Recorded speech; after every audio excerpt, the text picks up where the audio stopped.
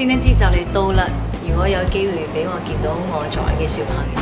我好想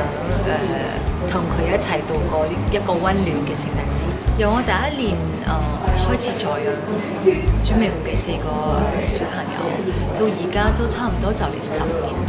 咁睇翻佢哋嗰陣時嘅相，一年咁樣長大咧，其實我心裏面覺得好感動。我覺得呢件事係我生命中做過